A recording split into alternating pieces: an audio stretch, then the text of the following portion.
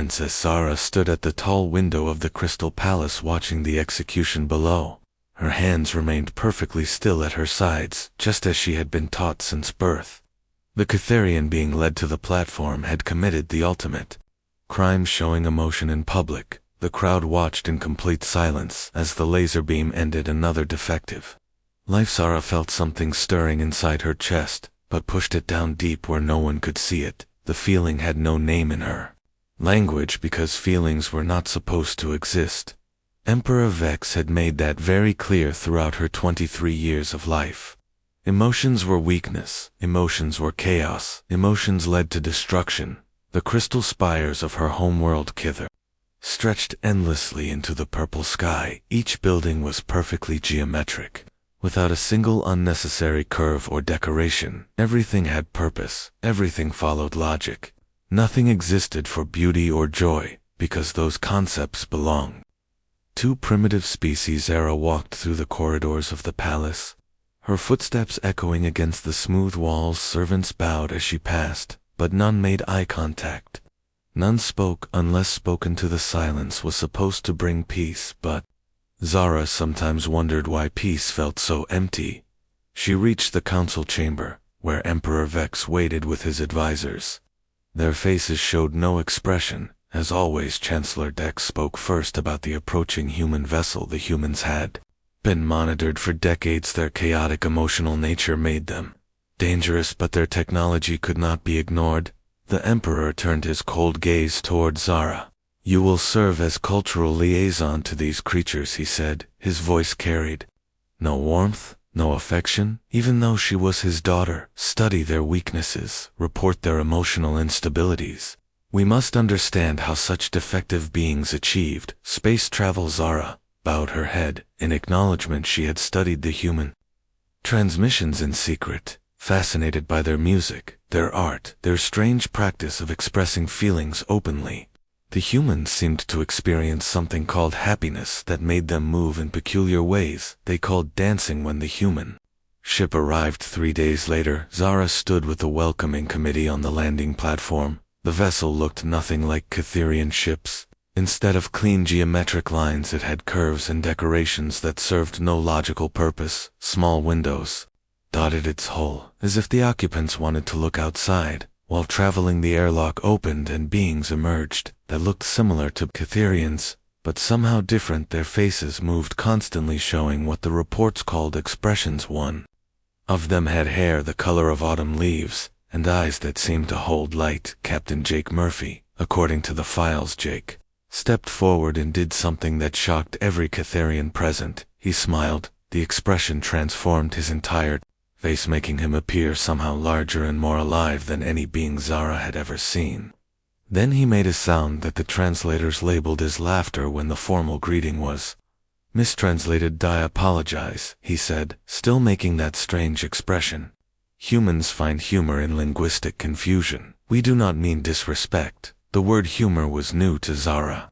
The concept of finding amusement in mistakes seemed impossible, yet somehow appealing. The formal ceremonies proceeded according to protocol, but Zara found herself studying the humans instead of listening to the speeches. They moved differently than Catharians.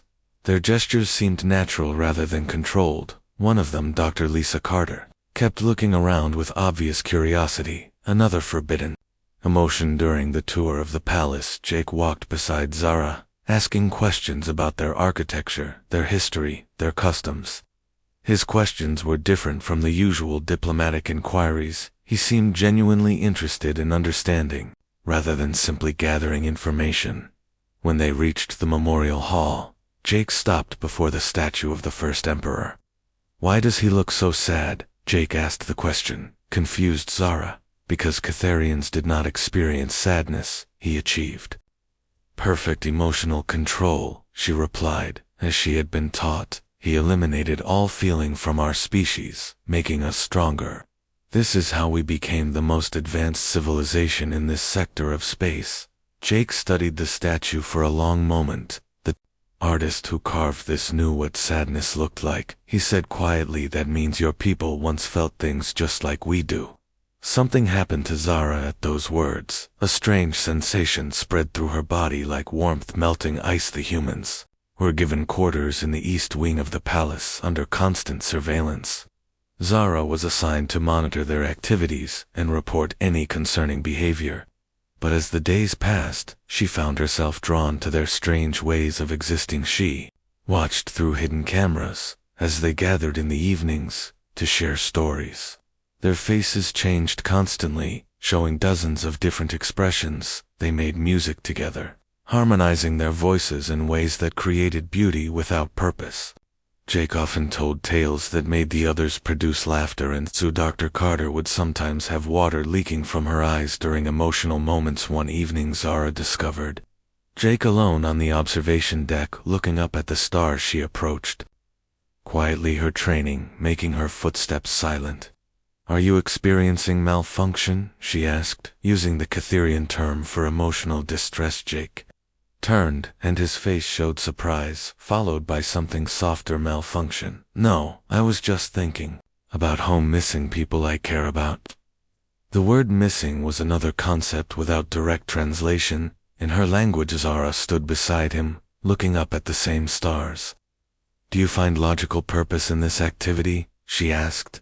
Jake was quiet for a moment, then said, "Not everything needs logical purpose. Sometimes we do things just because they make us feel connected to something bigger than ourselves. Sometimes we do things because they make us feel alive." The word alive resonated strangely. In Zara's mind, she had always thought alive simply meant functioning properly. But the way Jake said it suggested something more, something that made the strange warmth return to her chest. That night in her private chambers, Zara experienced something she had never known before. Dreams filled with color and sound and sensations that had no names in her language. She saw faces that moved and changed. She heard music that made her body want to move in rhythm. She felt things that were both wonderful and terrifying. When she woke the next morning, something had changed inside her. The perfect control she had maintained for 23 years felt less perfect, less necessary. She looked in the mirror, and for the first time wondered what her face might look like if she allowed it to show what was happening inside her mind. The day brought new challenges as diplomatic negotiations began between the two species. The Catherian Council viewed human emotions as fundamental flaws that made cooperation dangerous. The humans seemed disturbed by Catherian emotional suppression, calling it unnatural and concerning. Zara watched from her position as cultural liaison, as both sides struggled to understand each other. The gulf between them seemed impossible to bridge. One side valued logic above all else, while the other insisted that feelings were essential to consciousness itself. During a break in negotiations, Jake approached her. "Are you okay?" he asked, using a human expression of concern that had no Catherian equivalent. "I am functioning within normal parameters," she replied automatically. Jake tilted his head, studying her face. "You know, back home, we have a saying, it's okay to not be okay. Want to sit down for a minute?" The simple question sent shockwaves through Zara's system. No one had ever asked if she needed rest. No one had ever suggested that not being okay was acceptable. The idea that weakness could be acknowledged without punishment was revolutionary. As they sat together in silence, Zara felt the strange warmth spreading through her chest again. For the first time in her life, she wondered what it might be like to stop hiding what was happening inside her mind. What it might be like to let her face show the confusion and curiosity and longing that Jake somehow made her feel. The sun set over the crystal spires, painting the sky in colors that served no logical purpose but created beauty anyway. And for the first time, Princess Zara allowed herself to think that perhaps beauty was purpose enough. The morning brought new confusion to Princess Zara as she prepared for another day of cultural liaison duties. Her dreams had become more vivid each night, filled with images of faces that moved and voices that carried emotion. She woke feeling different, as if something inside her was awakening after years of sleep. Jake and his team gathered for breakfast in their assigned quarters. Zara observed them through the monitoring system, watching as they shared food and conversation. Their interactions seemed so natural, so easy. Dr. Carter made jokes that caused others to laugh. Jake listened carefully when others spoke, showing interest in their thoughts and feelings. When Zara arrived to escort them to the morning diplomatic session, Jake greeted her with that strange expression called a smile. "Good morning, Princess," he said. "How are you feeling today?" The question caught her off guard, because Cytherians did not discuss internal states. "I'm operating efficiently," she replied, but the words felt wrong somehow, incomplete. Jake studied her face for a moment. "You know you can just say good, or tired, or confused. It's okay to feel things," he said quietly enough that the other humans could not hear. The word confused resonated deeply because that was exactly what Zara was experiencing, confusion about the strange sensations in her chest. Confusion about why Jake's presence made her feel warm. Confusion about why the perfectly ordered world she had always known suddenly seemed cold and empty during the diplomatic session. Zara found herself paying more attention to Jake than to the negotiations. The Cytherian Council presented logical arguments about humans' emotional instability, while the human delegation insisted that feelings enhanced rather than diminished their capabilities. Chancellor Dex spoke about the dangers of emotional contamination. "The humans represent chaos," he said. "Their unpredictable nature makes them unsuitable for alliance. We must maintain our superiority through emotional purity." Dar Carter responded with data about human achievements in art, science, and exploration. "All of our greatest accomplishments came from combining logic with passion." She argued, emotion drives innovation, creativity, and the willingness to explore. The unknown Emperor Vex remained unmoved. "Emotion leads to conflict," he stated. "War, hunger, jealousy, destruction, all stemmed from feeling rather than thinking. We eliminated these weaknesses centuries ago." Jake stood slowly, his face showing controlled anger. Zara had never seen anyone display disagreement so openly with respect. "Your Majesty, what you call weakness, we call strength. Our emotions make us human, our feelings connect us to each other, and to the universe itself." The session ended in deadlock. With both sides more entrenched in their positions, Zara escorted the humans back to their quarters, feeling the tension between the two worlds. She was caught between that afternoon. Jake asked for a tour of the palace gardens. The request surprised Zara, because Cytherians rarely visited the gardens, except for maintenance purposes. But she agreed, leading him through the geometric patterns of cultivated plants. The gardens were designed for visual efficiency, with each plant serving a specific purpose in the overall pattern. But as they walked, Jake stopped frequently to examine individual flowers, to smell their fragrance, to watch insects moving among the leaves. "Look at this," he said, kneeling beside a small wildflower that had somehow grown between the carefully planned rows. "It's imperfect," he said, touching the asymmetrical petals, "but that imperfection makes it beautiful, makes it unique." Zara stared at the flower, trying to understand what Jake saw. The plant violated the garden design, serving no logical purpose, yet something about its random growth pattern created a feeling in her chest that she could not name. "Imperfection is what makes us real." Jake continued, still studying the flower. "Your people think perfection is strength, but perfection is static. Imperfection allows growth, change, evolution." They sat on a nearby bench, facing the sunset. Jake talked about his home planet, about oceans that changed color, with the sky, about music that made people dance, about art that existed only to create beauty. His words painted pictures in Zara's mind of a world alive with feeling and possibility. "Why do you suppress what makes you alive?" he asked. Finally, Zara felt panic rising in her chest. The question touched something dangerous, something that could get her executed if discovered. "I do not understand," she said, but even as she spoke the words felt like leaves. Jake moved closer, his voice gentle. "I see it in your eyes," he said, "the way you pause before giving the expected answer, the way you look at things when you think no one is watching you, feel things. Princess, you just hide them." The warmth in Zara's chest became overwhelming, threatening to spill out in ways she could not control. She stood quickly, preparing to flee, but Jake's words stopped her. "It's okay to feel," he said, standing beside her. "Your feelings do not make you broken. They make you whole." That evening, alone in her chambers, Zara allowed herself to examine the strange sensations Jake's presence created. The warmth in her chest, the confusion in her mind, the longing for something she could not name. She had spent 23 years believing these were defects, signs of weakness that must be hidden, but Jake seemed to think they were natural, normal, even valuable. She moved to her private computer, accessing files about human emotion that she had studied in secret.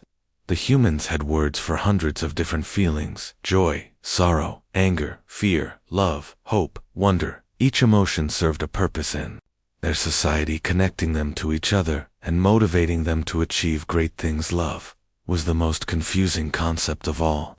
Humans seemed to form deep attachments to other beings, caring more about their welfare than their own. They made sacrifices for love, created art for love, fought wars for love, built civilizations for love. Zara wondered if the strange warmth she felt around Jake could be the beginning of what humans called love. The idea terrified and thrilled her simultaneously. 3 days later, during a particularly tense diplomatic session, Jake did something that changed everything. The Catharian Council was discussing the necessity of emotional suppression, using Zara as an example of perfect control.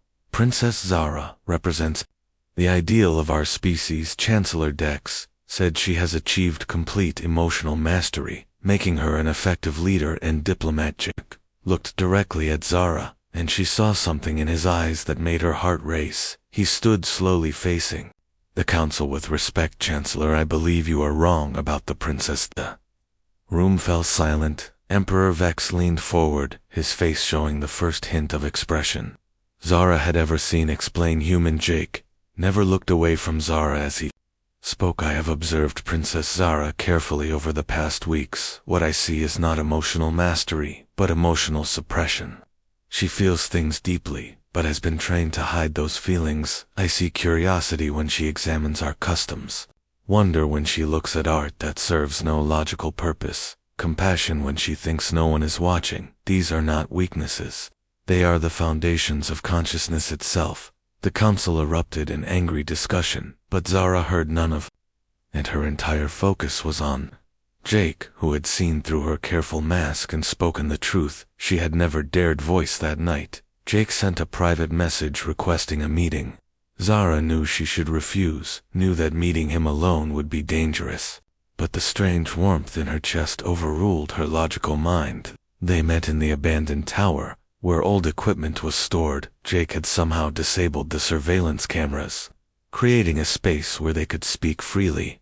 No, you feel things, he said, without preamble. I can see it in the way you pause before speaking, the way you look at things when you think no one is watching. Your people think emotions make us weak, but they are wrong. Zara felt tears forming in her eyes, the first she had ever experienced. How do you manage them? She asked quietly. The feelings. Jake smiled, that wonderful expression that transformed his entire face. We do not manage them, we experience them. We let them make us weird and wonderful, and completely beautifully. Human want to try being weird together. The phrase resonated through Zara's entire being. Being weird together sounded like the most wonderful thing she had ever heard, and for the first time in her life, she allowed herself to smile back. The secret meetings between Princess Zara and Jake became the center of her existence. Each night they would find ways to avoid surveillance systems, meeting in forgotten corners of the vast palace. Jake taught her about human emotions, while she shared the hidden history of her people. Zara learned that the Catharians had not always been emotionless. Ancient texts hidden in the palace archives spoke of a time when our people sang and danced and created art for beauty alone. A plague of mental illness had swept their world centuries ago, leading to the Great Suppression, when emotions were banned as the source of madness. The cure had become worse than the disease, Jake said after hearing the story. You eliminated mental illness by eliminating all mental experience. Carter joined their secret meetings, providing scientific explanations for what Zara was experiencing. The human doctor had studied dozens of species and confirmed that emotional capacity was present in all advanced life. forms your brain structure is almost identical to ours, Dr. Carter explained. Emotions are not foreign contamination, they are the natural state of consciousness. Your people have been living in artificial suppression for so long, they forgot what normal feels like. Zara began to understand that the strange warmth in her chest had names: curiosity when she wanted to learn more about Jake World, wonder when he showed her human music, affection when she looked forward to seeing him each day, and something deeper, something that humans called love. The diplomatic negotiations continued to deteriorate with both sides becoming more entrenched in their positions. The Catherian Council viewed humans' emotional expression as proof of mental instability, while the humans found Catherian suppression disturbing and unnatural. Jake proposed a radical solution during one particularly difficult session. He suggested a series of tests comparing human and Catherian problem-solving abilities. The Catherians agreed, confident that their logical superiority would be proven beyond doubt. Dr. Carter designed experiments that tested creativity, adaptation, and innovation. The results shocked everyone. While Catherians excelled at linear logical thinking, humans consistently outperformed them in creative problem-solving and adaptive thinking. The key difference was emotional engagement, Dr. Carter explained.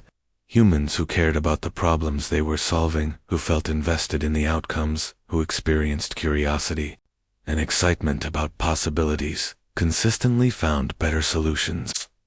Vex rejected the results, claiming human manipulation, but privately, Zara saw doubt in her father's expression. For the first time she realized that the perfect logical system he had built might not be as superior as everyone believed. Zara began reaching out carefully to other palace inhabitants who seemed different from the norm. A young servant named Kiv had been scheduled for correction after showing signs of defective thinking. A military officer named Rex had been reported for asking unnecessary questions about mission objectives. Speaking to them in secret, Zara discovered that many Catherians experienced hidden emotional lives. They felt things, but lived in constant terror of discovery. The society that claimed to have eliminated weakness had instead created a population living in fear. Kiv confessed to experiencing something he called happiness when tending the gardens. Rex admitted to feeling pride when his soldiers performed well. Both had been taught that these feelings were diseases that would destroy their minds if allowed to grow. Zara shared what Jake had taught her about emotional management, about the difference between feeling and being controlled by feelings. She helped them understand that emotions could be experienced safely without losing rational thought. The group, calling themselves the Awakened, began to grow. Other palace inhabitants noticed subtle changes in Zara's behavior. Her responses became slightly less predictable, her posture marginally more relaxed. Her face sometimes showed tiny expressions that indicated internal states. Jake taught her techniques for experiencing emotions without being overwhelmed. Deep breathing exercises for managing anxiety, mindfulness practices for staying present during intense feelings, physical expressions like dancing or singing that helped process complex emotional states. The music was revelation to Zara. Human songs that told stories of love and loss, hope and triumph. The organized chaos of rhythm and melody somehow made perfect sense in ways that pure logic never had. She found herself humming melodies when alone, something that would have been unthinkable weeks before, but the changes did not go unnoticed. Emperor Vex assigned mind readers to monitor palace inhabitants for signs of emotional contamination. The telepathic investigators could detect surface thoughts and emotional states, making the Awakened extremely vulnerable. Jake taught Zara mental shielding techniques used by human diplomats in hostile environments, visualization exercises that created barriers around private thoughts, meditation practices that helped maintain calm surfaces while experiencing deep feelings underneath. The crisis came when Kiv was discovered humming while working in the gardens. The young servant was arrested immediately and scheduled for immediate execution. As an example to others, the Awakened watched in horror as their friend was dragged away, knowing that any protest would reveal their own contamination. That night, Zara made a decision that would change everything. She approached Jake with tears streaming down her face the first time she had allowed herself to cry openly. "We have to do something," she said. "They are going to kill him for feeling joy." Jake held her while she sobbed. Something that would have meant death, if discovered. His own eyes showed the water that humans produced during emotional distress. "I know," he said. "We cannot let this continue." Carter joined them with data that she had been gathering secretly about Cytherian physiology. The emotional suppression was not just psychologically damaging, it was physically destroying. The population lifespans had decreased by 30% since the Great Suppression. Immune systems were weakening, creativity and innovation had nearly stopped. "Sure, people are dying," Jake said quietly. "The perfect society is killing itself." Zara felt something new rising in her chest, something humans called determination, mixed with what they termed righteous anger. She had spent her entire life hiding her true self, while others like Kiv suffered and died for the crime of being alive. "We have to stop this," she said. The words came out stronger than she intended, carrying conviction that surprised even her. "We have to show them that emotions are not diseases, they are the cure." Jake looked at her with pride and love and hope all mixed together in his expressive face. "Are you ready to be weird together?" he asked, using their secret phrase. Zara smiled through her tears, feeling more alive than she had ever felt before. "Let's be weird together," she said, "and let's save my people from their own fear." The next morning, Princess Zara walked into the council chambers carrying Dr. Carter, research, and Jake recordings of human emotional expression. She was no longer hiding what she felt, no longer pretending to be empty inside. She was ready to start a revolution. Princess Zara stood before the Cytherian council with her heart racing and her hands trembling, but her voice steady. She had spent the night preparing for this moment, knowing it might be her last. The data Dr. Carter had collected was devastating. Proof that emotional suppression was slowly killing her. People. Emperor Vex sat on his crystal throne, surrounded by advisors who had never shown a flicker of feeling in their entire lives. The telepathic investigators flanked the chamber, ready to probe any mind that showed signs of contamination. "Nord Council," Zara began, her voice carrying strength she had never known she possessed. "I present evidence that our way of life is flawed." The silence that followed was absolute. Chancellor Dex rose slowly, his face showing nothing but Zara could see. Calculation behind his eyes. "Explain these accusations, Princess Carter." Data showed clear correlation between emotional suppression and declining health across the population. Life expectancy had dropped, fertility rates were falling, and immune system function was deteriorating. The perfect society was perfect in its slow destruction of the species. Emperor Vex examined the data with growing anger. "These numbers could be fabricated," he said. "Human manipulation, designed to weaken our resolve." Jake stood from the diplomatic section, his own face showing controlled fury. "Your Majesty, with respect, the data comes from your own medical archives." Dr. Carter simply organized information. "Your people had been ignoring the council." Erupted in heated discussion. The first display of something approaching emotion that Zara had ever witnessed from them. The very fact that they were arguing instead of reaching logical consensus proved that feelings lay beneath their suppressed surfaces. Zara felt courage flowing through her as she continued speaking. "I volunteer to be tested by your mind readers. Let them examine my thoughts and feelings. Let them see that I am not broken or diseased, but more complete than I have ever been." The telepathic investigators moved forward, their mental probes reaching into Zara's consciousness. She had prepared for this moment, practicing the transparency that Jake had taught her, instead of hiding her emotions. She opened her mind completely. What they found shocked them. Instead of chaos and madness, they discovered organized, complex emotional states that enhanced, rather than diminished, her rational thinking. Love that motivated her to seek truth. Compassion that drove her to protect others. Curiosity that pushed her to question established systems. The lead investigator stumbled backward, his own carefully controlled expression showing confusion. "She experiences complete emotional spectrum." but maintains logical function. He reported this should not be possible according to our understanding.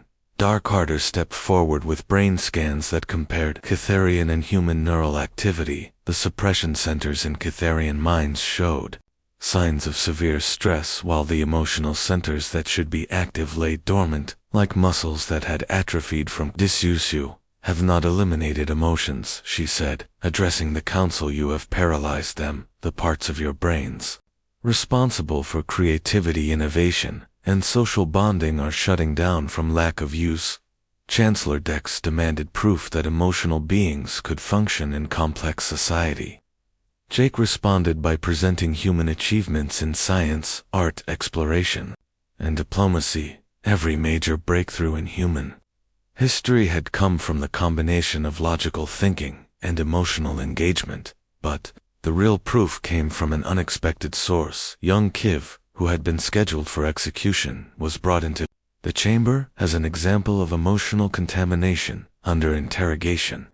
He confessed to feeling happiness while working, pride in his contributions to palace maintenance, and loyalty to those who had shown him kindness instead of demonstrating madness. His testimony showed a being more connected to his purpose and his community than any emotionally suppressed Catharian. Kiv work performance had actually improved since allowing himself to feel his creativity in solving maintenance problems, had increased his relationships with other servants, had become more cooperative and productive. Emperor Vex was forced to confront evidence that contradicted everything he believed.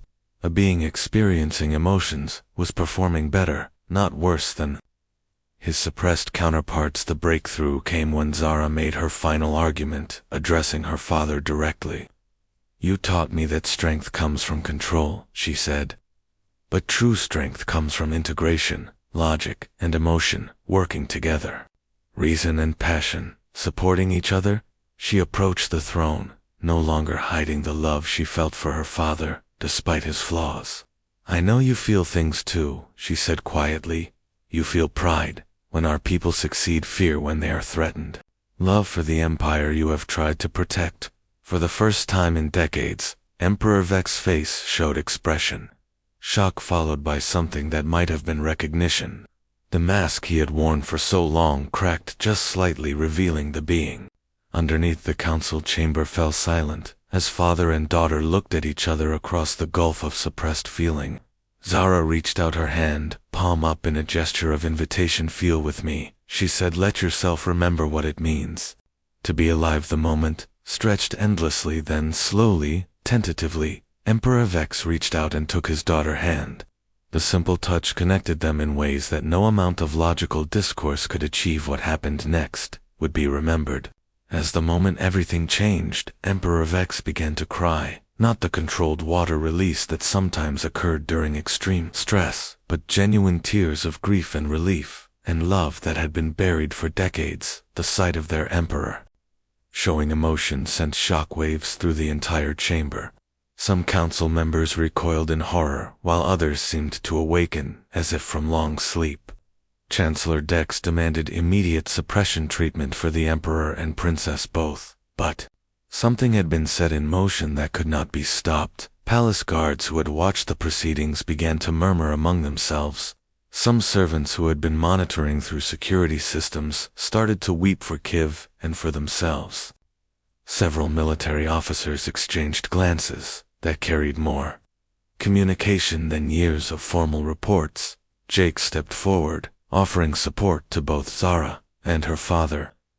"This is what courage looks like," he said to the assembled council. "The strength to feel everything and still choose to do what is right." Dr. Carter added her scientific voice to the growing revolution.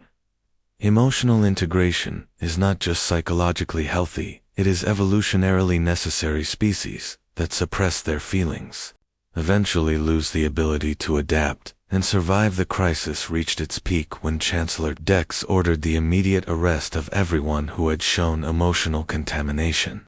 The palace guard moved to comply, but something unprecedented happened. They hesitated.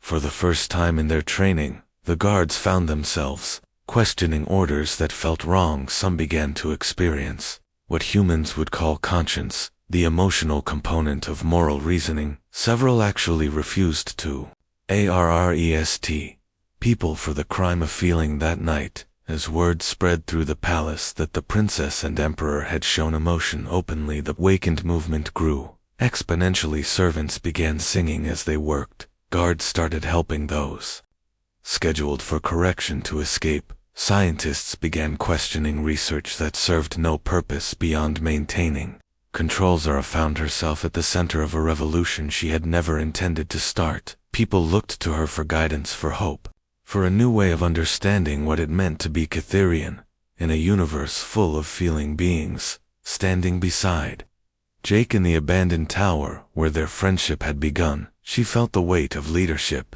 settling on her shoulders. Mixed with fear and uncertainty was something else, something humans called determination, and what her own people might learn to call hope. Tomorrow would bring choices that would determine the future of their entire civilization. But tonight, surrounded by beings who were learning to feel again, Zara knew that the hardest part was over. They had chosen to be weird together, and that choice was about to transform their world.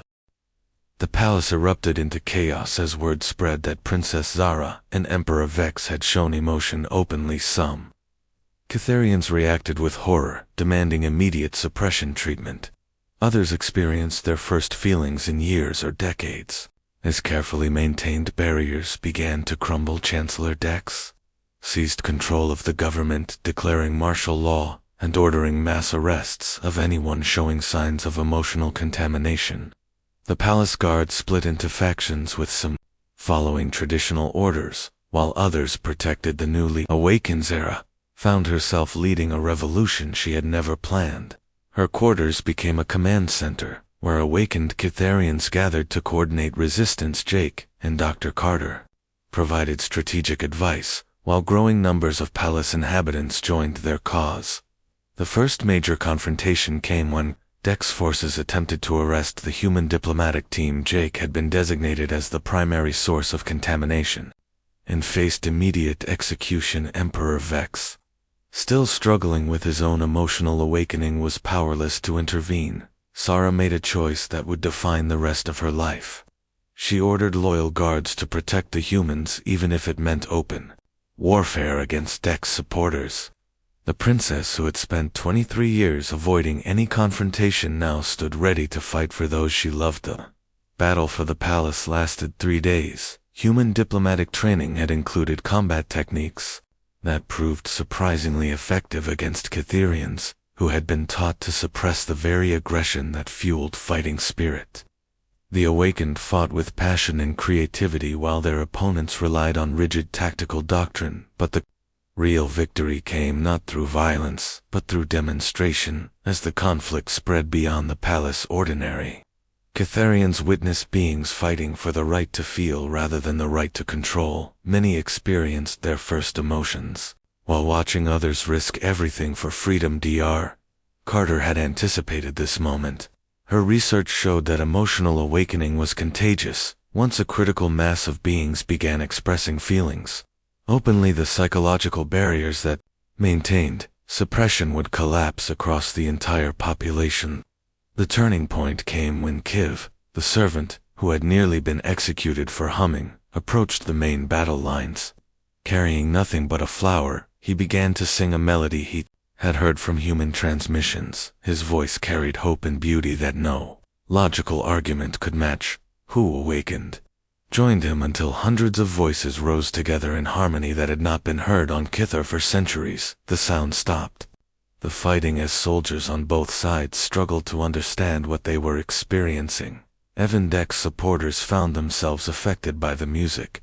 Some began to weep as buried emotions broke free from decades of suppression. Others felt anger at the system that had stolen so much of their lives. Several key military commanders switched sides when they realized they were fighting against, rather than for, their own people. Chancellor Dex himself faced the ultimate test when his own daughter approached him during the siege. She had been one of the first to join the awakened, and now stood before her father with tears streaming down her face. "I remember when you used to sing to me?" she said, using words that would have meant execution days.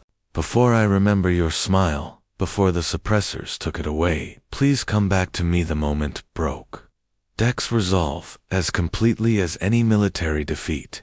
He collapsed as years of buried love for his child overwhelmed the conditioning that had made him into an emotionless enforcer. The sight of the Chancellor weeping openly convinced many remaining traditionalists that the old system was truly finished.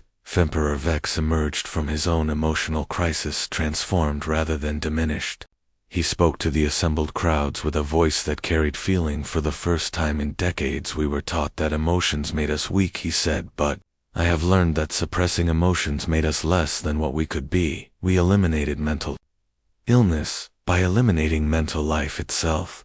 The Emperor announced the end of emotional suppression and the beginning of what he called the integration period. Catherians would learn to combine their logical heritage with their emotional birthright, creating a society that valued both reason and feeling.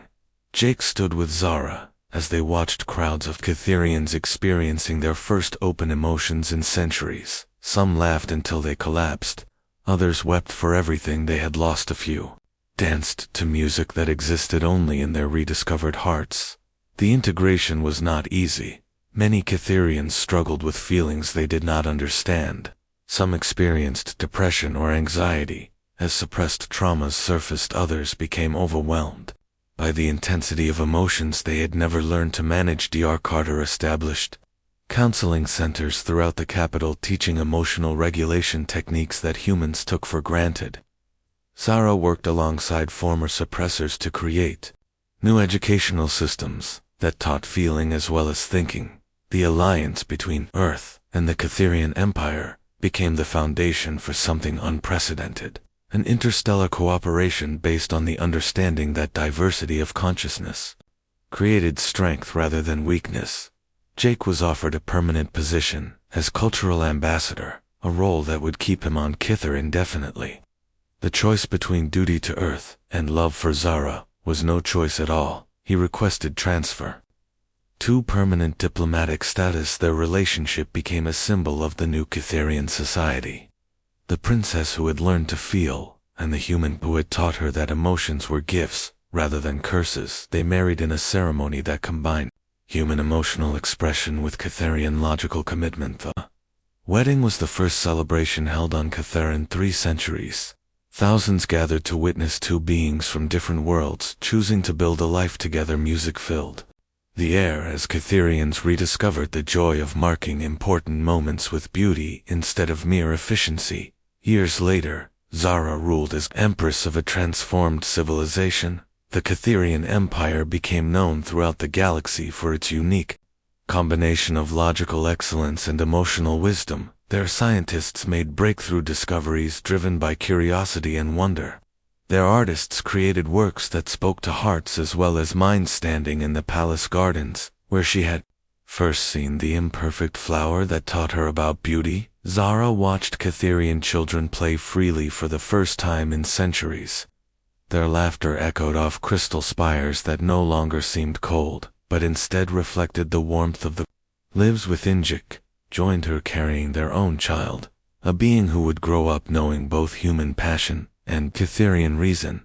The infant looked up at her parents with eyes that held intelligence and feeling in perfect balance. Thank you, Zara said to her husband, for teaching me that being weird together is better than being perfect alone. Jake smiled, that wonderful expression that had started everything.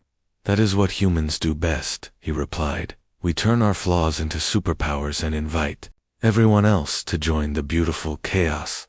The transformation of the Catherian Empire sent ripples throughout the galaxy. Other species that had suppressed aspects of their consciousness began to question whether perfection was worth the cost. Emotional integration became a new field of study as civilizations learned to embrace rather than eliminate the complexities of consciousness. But perhaps the most important change was personal rather than political. Across Kither, beings who had lived their entire lives in emotional emptiness discovered what it meant to be truly alive. They learned that feelings were not weaknesses to be overcome, but strengths to be developed in the end. The revolution that began with one human saying, Let's be weird. Together transformed not just to civilizations, but the entire understanding of what advanced consciousness could become. The universe became a richer place when an entire species remembered how to feel, and in the palace gardens where imperfect flowers grew wild among geometric perfection, love bloomed between two beings who had chosen to be beautifully weird together.